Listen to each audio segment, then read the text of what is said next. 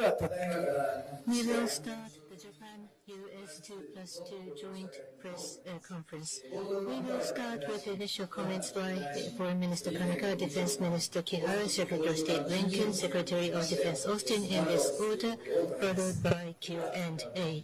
Minister Kamikawa.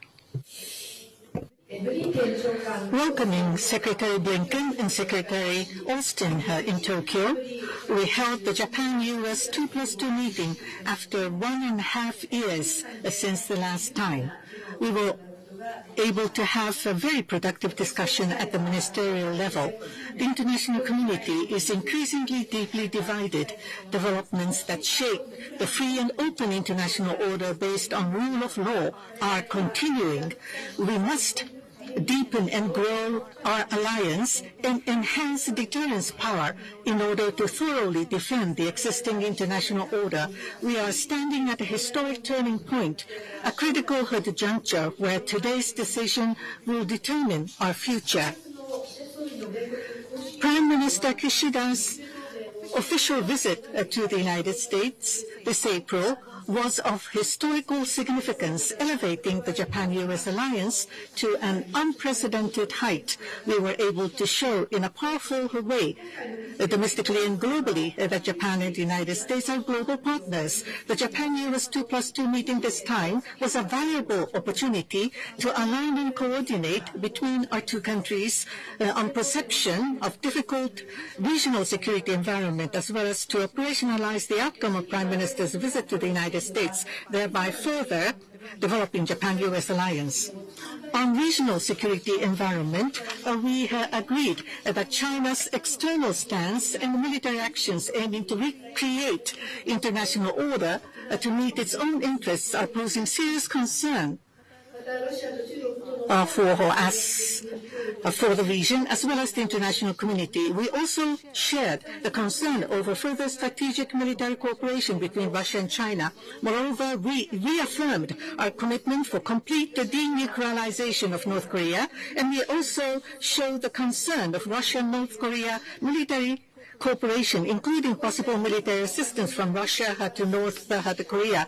Recognizing the regional security environment developments, we discussed cooperation in command and control, collaboration in defense equipments and advanced technology in partnership with the like-minded countries, as well as a presence in the Nansei Islands and cross-domain operation and other broad-based areas. As for alliance coordination, we have proceeded to have more efficient and facilitated coordination since our last 2+2 meeting. Japan and the U.S. will continue to consider and improve the ACM or alliance coordination mechanism to further effectively.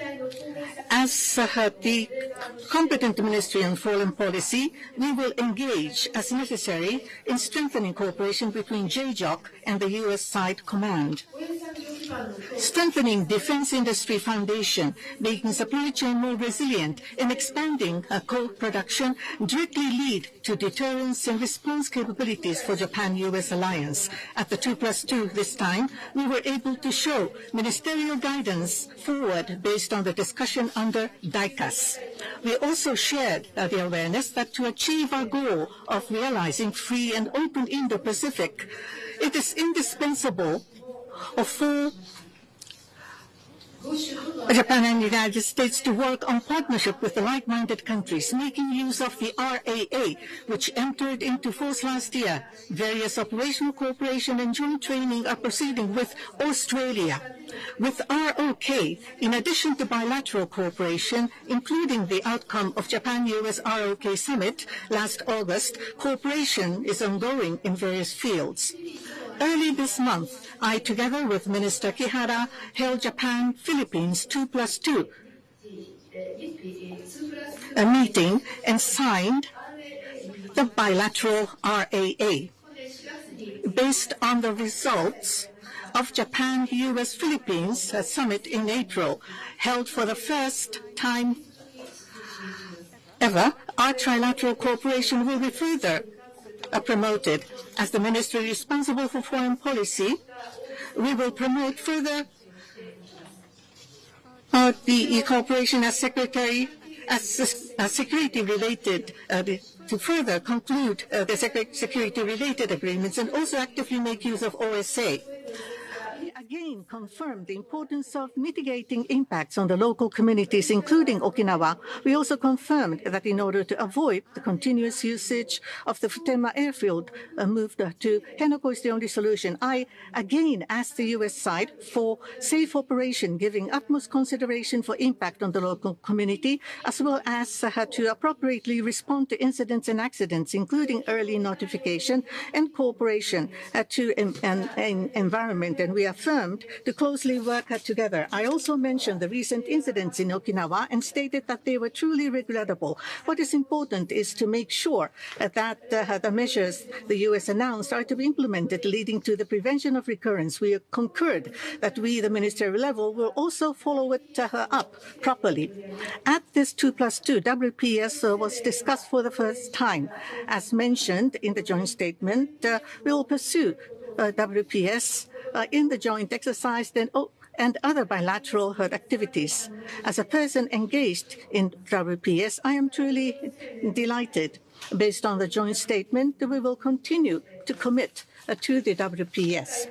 Now, separately from Japan-US 2+2, this time, for the first time, we conducted Japan-US ministerial meeting focusing on extended deterrence. At this meeting, we have been able to deepen our discussion through extended deterrence consultations between the two countries, and we were able to deepen the understanding at the ministerial level on extended deterrence, and we were able to put forward a further strengthened message in and out of Japan. In order to fully defend international order, we had the need to further deepen and develop Japan-US alliance and enhance the deterrence. Together with Minister Kihara and the two secretaries, I will commit myself firmly.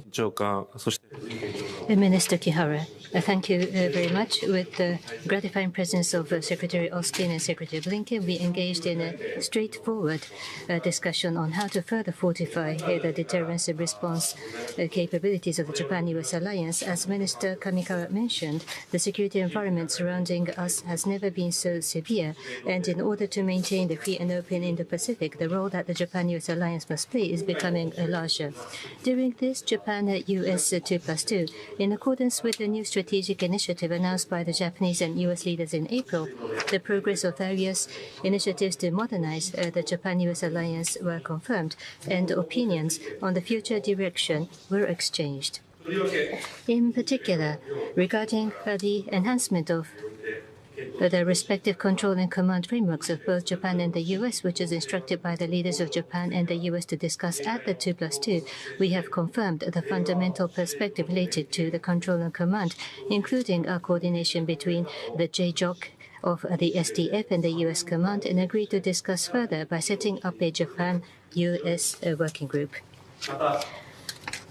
As the supply of equipment is tightening across the world, and as the reinforcement of the entire production capacity and the defense industry foundation of the Japan-US alliance are extremely important, we welcomed the progress of the Forum of Defense Industrial Cooperation Acquisition and Sustainment DICAS.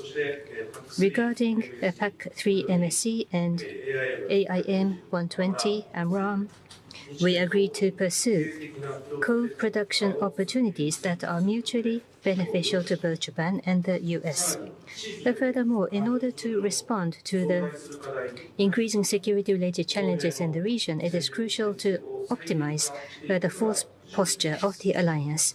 The U.S. plan to modernize the tactical fighters of the USFJ across Japan is in alignment with the circumstances, and Japan and the U.S. will continue to cooperate towards stable operations.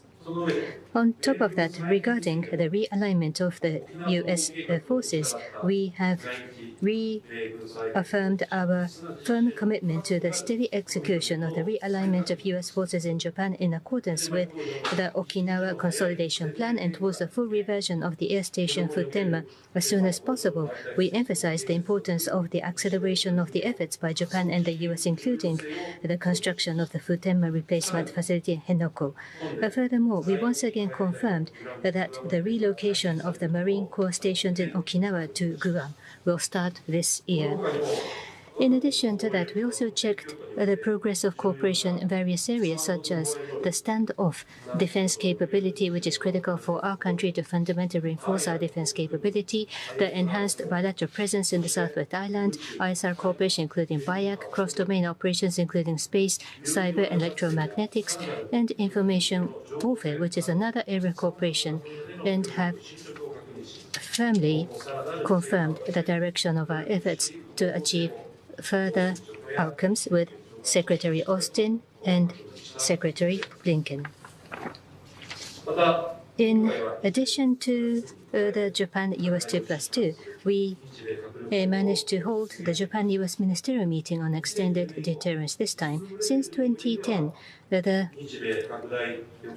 Extended Deterrence Dialogue, EDD, has been held periodically at the working officials level, but in view of the severe security environment, including nuclear, it was extremely meaningful that the first ministerial meeting dedicated and standalone to extended deterrence was held, where intensive discussions took place. The Japan-US alliance has been the cornerstone of our country's security policy and has continued to be the foundation, linchpin of the peace, security, and prosperity of the region, as the free and open international order based on the rule of law are seriously challenged by unilateral changes or attempts to change the status quo by force, and the international community entering a new era of crisis. I am convinced that the Japan-US alliance will become even more significant. The Japan-US 2+2 held today is an important step forward in order to pioneer such a new era.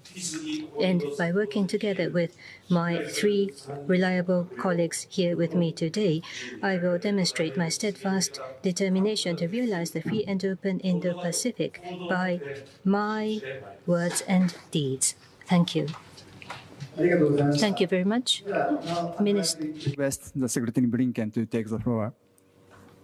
Thank you. Well, let me first begin by thanking Foreign Minister Kamikawa, Defense Minister Kihara, not only for the very warm welcome today, but also for the very productive discussions. And as always, I'm grateful to be joined by my friend and partner, Secretary of Defense Austin. With their indulgence, I just want to say a few words quickly about the election that will take place today in Venezuela before talking about the discussions that we had. Venezuelans will cast their votes for president. This is a pivotal event at a pivotal time, given the severe political, humanitarian, and economic crises the country faces. The United States, the international community, strongly support Venezuelans' right to vote, and we've championed the Barbados Agreement between the Uniform Opposition Platform and the Maduro government to restore political freedoms to Venezuela, even though Maduro and his representatives have fallen short of many of the commitments that were made in that agreement. Despite facing severe repression, there is enormous enthusiasm across the country about this election. The United States is not going to prejudge the outcome. This is a choice for Venezuelans to make. But the Venezuelan people deserve an election that genuinely reflects their will, free from any manipulation. The entire international community is going to be watching this very closely. We urge all parties to honor their commitments and to respect the democratic process. Having said that, Japan was the first country that Lloyd and I visited upon taking office. This is now my 6th visit to Japan, my 18th visit to the region over the last 3.5 years. It's a demonstration that for over 70 years, the United States-Japan alliance has been the cornerstone for peace, for stability in the Indo-Pacific, and now beyond. And it's helping make our own people more free, more secure, more prosperous. Today's meeting delivered on commitments that President Biden and Prime Minister Kishida made during the Prime Minister's state visit to Washington in April, modernizing our alliance for the future. Just over the last 36 hours, we have a number of firsts, and these firsts are going to have a qualitative impact on our alliance, on its strength, on its fitness for purpose. First, we agreed to upgrade our respective command and control structures, including a new Joint Forces headquarters, to meet the challenges of this moment. Second, we held our first standalone ministerial on extended deterrence, demonstrating clearly, in other words, that our ironclad commitment to defend our allies with the full range of our conventional and nuclear deterrence capabilities is fully enforced. Third, through a new forum on defense industrial cooperation, we launched co-production of advanced missiles. We're leveraging Japan's manufacturing capability to collectively produce critical national security technology. We do this at a time when we've seen some of the challenges that we all face to our defense industrial bases. Our collaboration will strengthen our mutual capacity. All of this underscores that our alliance has never been stronger. In fact, in my judgment, it's actually stronger than it's ever been. This is thanks to our work over the last 3.5 years, and I have to say the relationship is also deeper and broader than it's ever been before, more ambitious than it's ever been. We have a shared vision for a free and open Indo-Pacific. We strongly oppose the PRC's efforts to unilaterally change the status quo by force in the East China Sea, in the South China Sea, around Taiwan. We agree on the importance of upholding peace and stability across the Taiwan Strait. We continue to condemn the DPRK's reckless and unlawful nuclear and missile programs. We've taken concrete steps, including increased U.S., Japan, and ROK exercises, sharing real-time missile warning data to enhance our ability to detect and to deter threats. We are strengthened by Tokyo's transformational investments and policies over the last few years, from new defense strategies to a 2% defense spending target for their budget. We are also here at a time where we are deepening our network of partners across the board. We have an alliance that's anchoring a network of increasingly integrated allies and partners in the region and beyond, and in particular, connecting Europe and the Indo-Pacific. We just came from ASEAN, whose centrality remains vital to the Indo-Pacific. Tomorrow, we have a meeting of the Quad with the U.S., Japan, India, Australia. We're enhancing trilateral cooperation with Korea, building on the Camp David Summit. We're also strengthening the trilateral partnership between Japan, the Philippines, and the United States. Secretary Austin and I will next go to Manila for our own U.S.-Philippines 2+2. We're exploring Japan cooperating on AUKUS, on advanced capability projects. And of course, we welcome Prime Minister Kishida, as well as other Indo-Pacific partners, to the NATO summit earlier this month. That's the third time that Japan has attended, along with Korea, Australia, and New Zealand. And what we're seeing here is something that I think is truly new and important in the work that we've done. As I said, building a bridge between our Atlantic partnerships and alliances and our Indo-Pacific alliances and partnerships. It's a reflection of the fact that security in both of these critical theaters really is indivisible, inseparable. Prime Minister Kishida was one of the ones who made this so clear, so eloquently, when just days after the Russian invasion of Ukraine, he made the point that what was happening in Europe today could well happen in this region tomorrow. We deeply appreciate Japan's strong and sustained support, not only for Ukraine, but also for all of the work that we're doing together as allies and partners. When Prime Minister Kishida addressed Congress, he reminded us, that the United States and Japan are tomodachi, the closest of friends. He said, and I quote, that we stand side by side to ensure the survival of liberty, not just for our people, but for all people. And we will continue to work with Japan as friends to do just that. Thank you very much. So now I'd like to invite Secretary Austin to make remarks. Well, good evening, everyone. It's great to be back in Japan for my third visit as Secretary of Defense. Minister Kihara, Minister Kamikawa, thanks for hosting us today in Tokyo. Under the firm leadership of President Biden, we've made extraordinary progress together to make this region more secure. We've had a truly consequential U.S.-Japan 2+2 ministerial meeting today, strengthening our partnership and adding new momentum to our shared vision for a free and open Indo-Pacific. We are reinforcing our combined ability to deter and respond to coercive behavior in the Indo-Pacific and beyond. We're reinforcing the rules-based international order that keeps us all safe. And the agreements that we've advanced today will ensure that the U.S.-Japan alliance remains the cornerstone of security and stability in the Indo-Pacific. First, we welcome an historic decision to modernize our alliance command and control to better meet the challenges of today and tomorrow.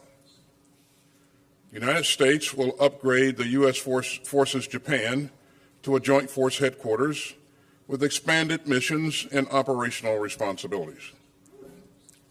Now, this will be the most significant change to U.S. Forces Japan since its creation, and one of the strongest improvements in our military ties with Japan in 70 years. Japan's new Joint Operations Command will further allow our forces to work together more closely than ever. And these new operational capabilities and responsibilities will advance our collective deterrence. I look forward to our continued work with the government of Japan and the U.S. Congress to ensure that we implement these changes effectively. Second, we discuss ways to increase our bilateral presence in the Southwest Islands, recognizing that local coordination is crucial to sustaining our activities there. Third, we reaffirm the importance of cooperation and cybersecurity,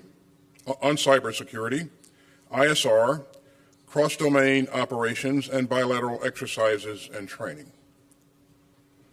And fourth, we discuss new areas for defense industrial cooperation. That includes missile co-production, ship repair, and supply chain resilience.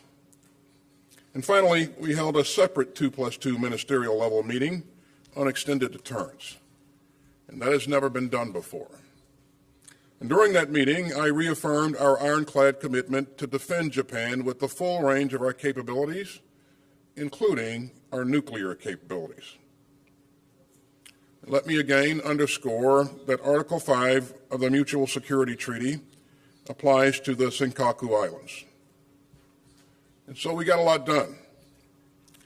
Today we unveil some of the most important advances in the U.S.-Japan defense ties in the history of our alliance. And the bottom line is clear. The U.S.-Japan alliance is stronger today than ever and getting stronger by the day. I look forward to building on this momentum and to strengthening regional peace and stability for years to come. Thanks again. Thank you very much. We will start the Q&A. Please raise your hand when I invite you. Please tell us your name and affiliation before you ask the question. Please limit your question only to one person, and please make it clear to whom you are asking your question. So first inviting the Japanese press, please. Yes, please. Yomiuri Shimbun, Mr. Kamimura. Yes, Kamimura from Yomiuri newspaper. I have my question to Minister Kamikawa and Secretary Blinken. In the surrounding areas of Japan, China is continuing its rapid military expansion, including the nuclear, and also unilateral attempts to change the status quo. And more recently, there are military exercises around the Taiwan, and they are conspicuously applying military coercion on the Philippines in the South China Sea. On the other hand, Russia is approaching North Korea, which is a huge concern. Against the backdrop, how do you regard the role to be played by Japan-U.S. alliance, as you recognize the current situation of heightening tension in the Indo-Pacific? Now there will be presidential election in November. So how would you regard the deepening of Japan-U.S. cooperation going forward, because the change of government may happen? So let me first respond to this question. The international community is increasingly divided. Developments that have shaken the very foundation of the free and open international order are continuing. At the 2+2 meeting this time, we were able to align and coordinate the perception on the difficult regional security environment, and including the points that you have made, the outward stance of China as well as its military the actions are of serious concern. We have been able to agree that it is a concern to the region as well as the international community. We were able to share the further strategic military cooperation between Russia and China. And we were able to reaffirm the commitment to fully denuclearize North Korea. And as for Russia-North Korea military cooperation, we have shared the concern for the possibility of military assistance from Russia to North Korea. As we see even more difficult security environment, Japan-U.S. alliance, which is the core, which have the core of a security regime between our two countries, which is something indispensable not only for the security of Japan, but for the peace and stability to be realized for the international community, including the Indo-Pacific. And the importance of the alliance is rising as never before. With such perception at the 2+2 meeting this time, at the ministerial level, four of us were able to have very frank and a very productive discussion, more specifically on command and control, on defense equipments, as well as advanced technology cooperation, and the partnership with the like-minded countries, and the presence in the southwest or the Nansei the islands, and also to have cross-domain operations, to have a broader-based security and defense cooperation. We were able to have discussion on that. As for the U.S. situation, we are watching with keen interest, but in any case, in order to completely and thoroughly defend the international order, Japan and the U.S., based upon the 2+2 the meeting outcome, we should continue to enhance our deterrence power. The challenges, the threats that you pointed to are concerns not only for the United States and Japan, but for many countries across the region and countries well beyond the region. The relationship between Russia and the DPRK is a two-way street, with the DPRK providing Russia with weaponry that it's using in Ukraine, not only to continue its war of aggression against Ukraine, but to attack the very principles at the heart of the international system: territorial integrity, sovereignty, independence, principles that matter not only to Ukraine, not only to countries in Europe, but to countries throughout this region. And similarly, we see the potential for Russia to provide material assistance to the DPRK at a time when it consistently exhibits threatening, provocative behavior, with missile launches, the possibility of a seventh nuclear test. That's of deep concern to countries throughout this region.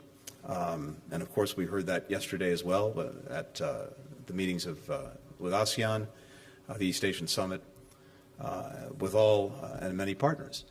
So many of us are doing what's necessary to strengthen our deterrence, to strengthen our defensive capacity, as well as to take necessary actions to try to prevent these countries from engaging in these activities. And that's reflected in what we did here today. It's reflected in so much of the work we're doing. It's worth noting that our alliance, the other alliances that we're engaged in, each and every one of them is defensive in nature. They have no ambitions toward anyone else and are never have been, never will be offensive in nature. But at a time when, unfortunately, these threats are increasing, our alliances, our partnerships, they're getting deeper, they're getting stronger, they're getting more effective. With regard to elections, for all of our democracies, that's a feature. And what I can say with regard to the United States and Japan is we have an alliance that's endured, but not only endured for decades, has gotten stronger. And as I think we've all reflected, in this moment, the alliance is stronger than it's ever been. And the reason for that is because it's manifestly in the interests of our people, the Japanese people, the American people, people well beyond our countries. And precisely because of that interest, I think it will, in fact, more than I think, I know it will be sustained irrespective of the outcome of elections in either of our countries. Thank you very much. Inviting the press from the United States. Please raise your hand. Please tell us your name and affiliation. Tell us who you're asking your question, please. Yes, please. Mr. Michael Gordon, Wall Street Journal. Right. Michael Gordon, Wall Street Journal. I have a question for Secretary Austin and Japanese Defense Minister. Secretary Austin, as you've pointed out, a significant step has been taken by overhauling Joint Forces Command and by turning the U.S. forces in Japan into Joint Forces Command. But the concept that you've articulated here is very general, and I'd like to give you an opportunity to define it in a little more specificity given the stakes involved. American officials have yet to spell out what the geographical responsibilities of this command would be. Would it be limited to the defense of Japan, or would it be broader than that? American officials have said that this command would be established through a phased approach. How long is this going to take, given the urgency of the Chinese threat? When will this be up and running? And do you anticipate that there will be a cell where U.S. and Japanese officials might meet together side by side to coordinate during a crisis? And lastly, it's a 3-star command. Japan, we understand it, preferred a 4-star command. Have you ruled that out? And to the Japanese defense minister, sir, would Japan prefer that this Joint Forces Command be a 4-star command, as it is in South Korea? Would that be a better outcome for you? And with your indulgence, given the crisis in the Middle East, I have one quick question for Secretary Blinken. Does the U.S. assess that the rocket attack on the Golan Heights that hit the soccer field was the work of Hezbollah? What steps is the U.S. taking at this juncture to avoid a wider war in that part of the world? And if war does break out, will the U.S. have Israel's back and perhaps intervene militarily to defend Israel as it did against the Iranian missile and drone attack? Thank you. Well, thanks, Michael. That was about 30 questions as I count, but all wrapped into one. It's good to see you, Michael. You heard me say earlier that this is an historic decision, and you certainly recognize that given your background. You know, our alliance is stronger than ever, and I think our approach to command and control has to reflect that. And the speed of action, the speed of activity that we can expect to see in the future is such that we need to do everything we can to streamline things to make sure that we remain relevant and decisive in the battle space as we work together as allies.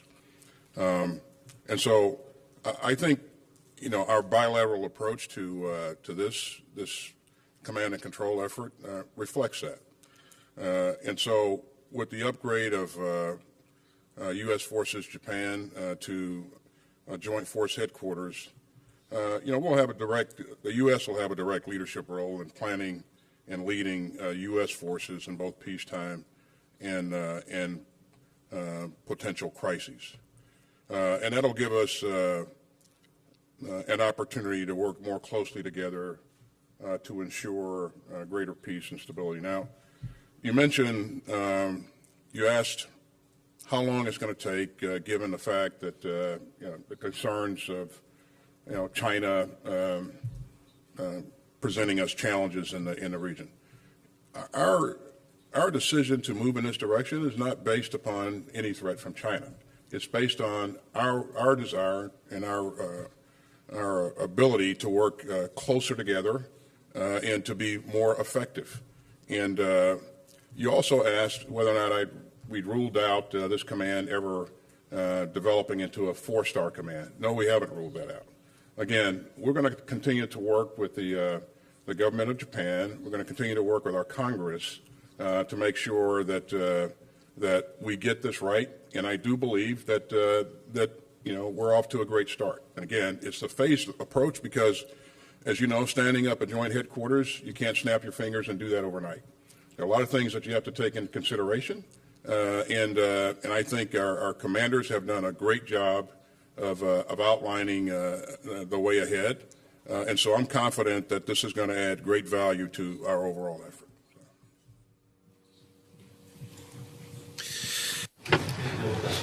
If I may, about the Joint Force Headquarters of the U.S., that is, after the consultation between the two countries, it will be a phased approach, and it will be one of the most important counterpart of JJOC. That is what is expected. As for the details going forward, there will be a working group of both Japan and the U.S., and at this moment it has not been decided. At the moment, the USFJ is led by a 3-star indeed, but at any rate, the JJOC of Self-Defense Forces and the U.S. counterpart, and the details, I will repeat myself, but it will be up to the discussion of the working group of U.S. and Japan. In this regard, on the U.S. side, the U.S. Congress will also have to be consulted, and therefore that is also what we understand. Michael, with regard to the Golan Heights, first, let me say that we are deeply saddened by the loss of life that we saw. There is no justification for terrorism, period. And every indication is that, indeed, the rockets were or the rocket was from Hezbollah. We stand by Israel's right to defend its citizens from terrorist attacks. And one of the reasons that we're continuing to work so hard for a ceasefire in Gaza is not just for Gaza, but also so that we can really unlock an opportunity to bring calm, lasting calm, across the blue line between Israel and Lebanon. We're determined to bring the Gaza conflict to a close. It's gone on for far too long. It's cost far too many lives. We want to see Israelis, we want to see Palestinians, we want to see Lebanese live free from the threat of conflict and violence.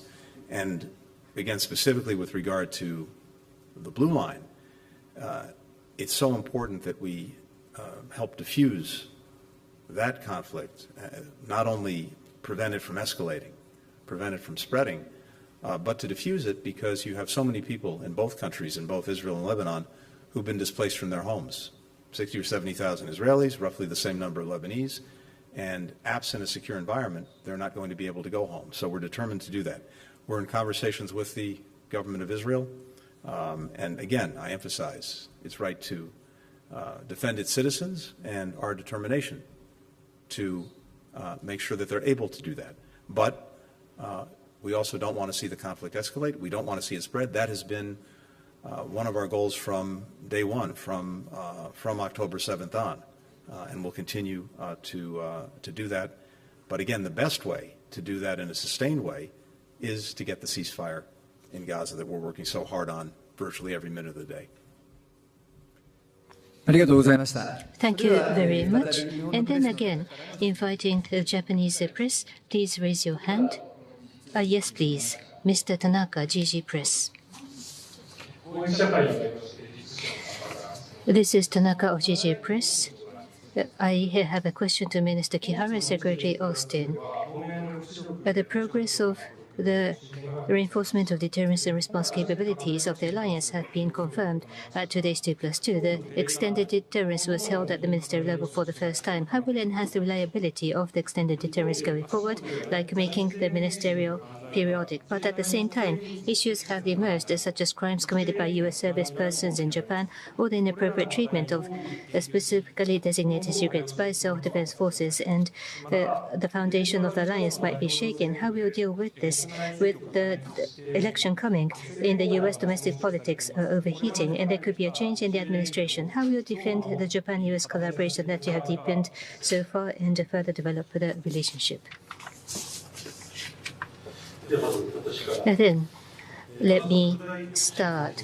First, the question about the extended deterrence. As I mentioned at my initial remarks, in addition to the 2+2, we held the first ministerial level meeting dedicated to extended deterrence, and we had an intensive discussion which was extremely significant. At this moment, nothing has been decided about the future, but also going forward, through the extended deterrence dialogue held at the working level and at high-level talks such as today's ministerial, I wish to advance our efforts to further raise the reliability of the extended deterrence of the United States. You asked about the recent incident by the U.S. service persons and information security. During today's 2+2, I raised the recent case that happened in Okinawa, and both myself and Minister Kamikawa, both of us mentioned that it is truly regrettable and mentioned that it is crucial to steadily implement the measures that the U.S. announced to prevent recurrence. We then agreed to properly follow up on this matter at the ministerial level as well. About the information security? Yes, indeed. Regarding information security, in the context of our discussion on the reinforcement of the deterrence and response capabilities of the alliance, we once again affirmed the importance of information security as the foundation of the alliance and discussed the deepening of our cooperation on the inappropriate treatment of especially designated secrets. I have learned that after the news went public, the Deputy Press Secretary of the US DoD said that they are confident about the relationship between Japan and US government and that between the SDF and the US military, but in order to maintain and strengthen the confidence of the US side, under my strong leadership, I will do my utmost to fundamentally reinforce the information security regime of the entire ministry. Lastly,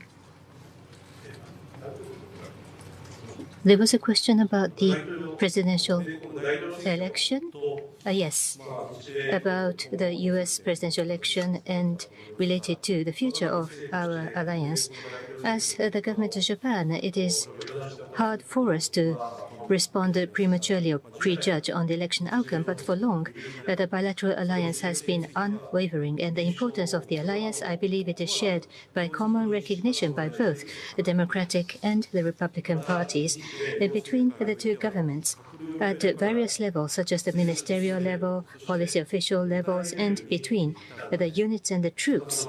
A close coordination have been accumulated even during peacetime, and looking back at our history, I believe the bilateral defense cooperation have achieved concrete results based on such multi-layered connections. Regardless of the presidential election outcome, based on the new strategic initiatives announced at the Leader Summit in April, the discussions, and also based on the discussion we had during this 2+2 and others, the Ministry of Defense will further advance the discussions and endeavor to achieve concrete results in order to reinforce the deterrence and response capabilities of the Japan-US alliance. Well, thank you for the question.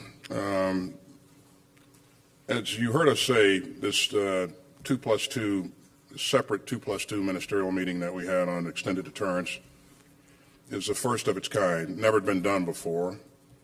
And I certainly won't go into the details of what was discussed, but I can tell you that I reaffirm the United States' commitment to defend Japan with the full range of our capabilities, and that includes nuclear capabilities.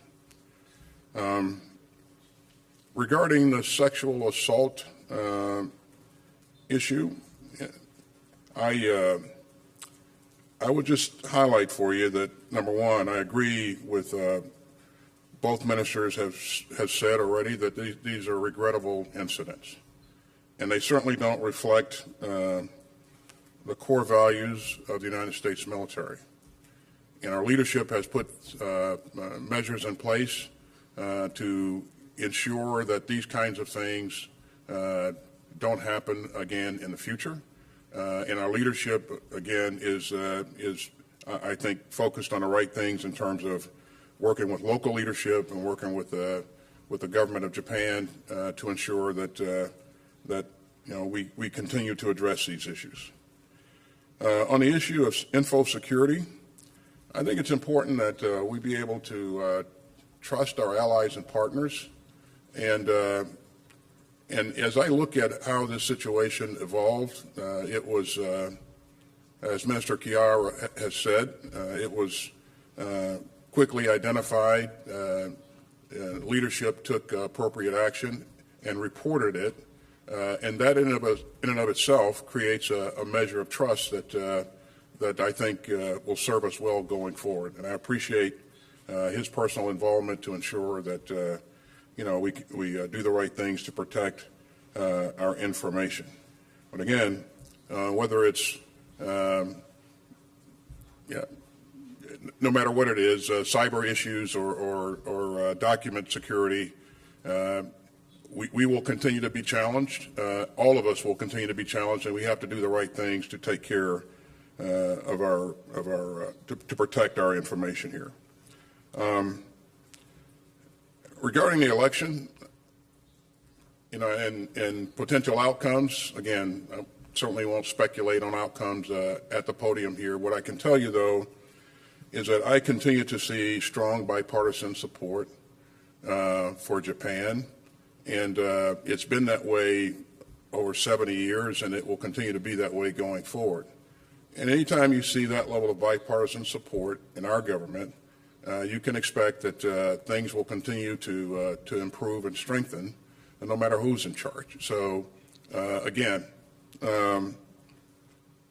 I think the things that we have done here today are extraordinary and speak to that strength of commitment, that strength of relationship that we have, and I believe it's going to be there for some time to come.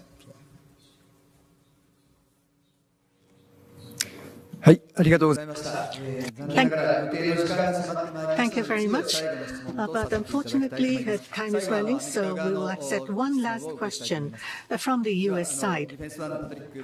So, Mr. Patrick Tucker from Defense One, please. Hi, Patrick Tucker from Defense One. For Secretary Austin and Minister Kihara, you mentioned today the industrial forum and agreements or understandings made about co-production of different counter-strike capabilities. Can you give us some more details and elaborate on specifics there? Are there timelines? Are there production numbers that you're anticipating in terms of counter-strike capabilities like PAC-3 and AMRAAM missiles? What can we expect? And for Minister Kihara and Secretary Blinken, does Japan and the United States, do you both share an understanding of the role each country would play in the event of a Chinese invasion of Taiwan in the next 5 years? Thank you. Well, thanks for the question. I don't have any announcements to make today in terms of details on co-production. What I can tell you, though, what's important is that we have committed to working together on producing counter-strike capability, and that commitment is real. And our staffs continue to do the hard work to ensure that this becomes a reality. And I'm pretty excited about that. It will increase our enable us to increase our magazine depth in a number of areas and increase interoperability as well. So I think the important part here, though, is that we continue this work, and it is serious and earnest work, and I think that when the appropriate time comes, we'll make the announcements from the podium. So.